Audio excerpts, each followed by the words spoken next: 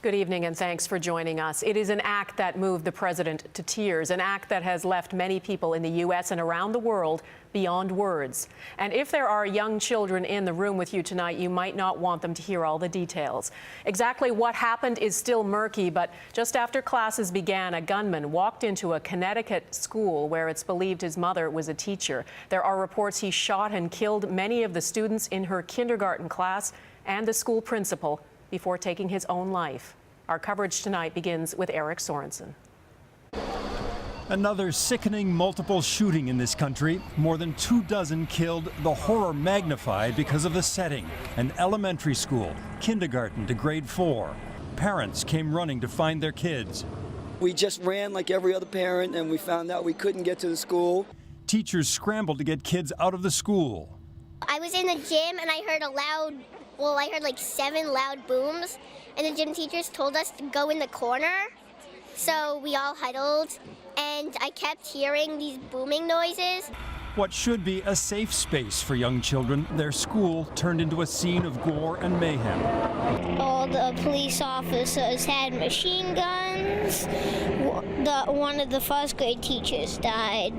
The gunman, identified as 20-year-old Adam Lanza, shot defenseless victims in 2 rooms in the school.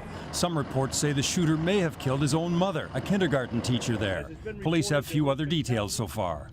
There were 18 children that were pronounced dead at the school. There were 2 that were transported to area hospitals and pronounced dead at area hospitals. And there were 6 adults pronounced dead at the scene at the school.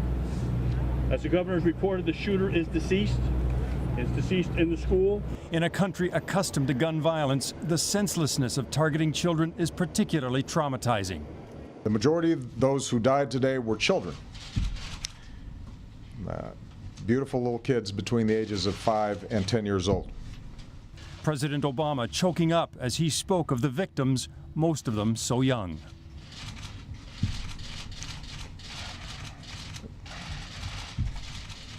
They had their entire lives ahead of them.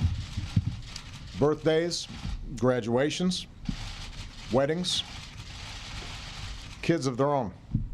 Families were torn apart today, but even for those whose children survived, it is far from over. My son was in the gym when it happened, so I think that they heard the gunshots, and so it's they're both. I think it's going to be one of those things where they're trying to understand what happened, and when we tell them ultimately what happened in details, I think it's going to make it much worse. So. At a time like this, many Americans say it's too soon to talk about gun control today. But critics say, on the contrary, it's one day too late for the victims in Newtown, Connecticut. Donna? Authorities said about the gunman and what could possibly have driven him to this. What would drive anybody to do something like this? If there are mental health issues, we should hear about that. The gunman was dressed in black. That could be a copycat of other shootings earlier this year. He had 2 handguns. There are questions about how he got into the school, which should be secure. But if indeed his mother is a teacher at the school, that might explain that. There was a shooting at another house in Newtown, Connecticut. He was likely responsible for that and for killing himself. In all, 28 people dead as a result of this terrible tragedy. Donna? Eric Sorensen in Washington, thank you.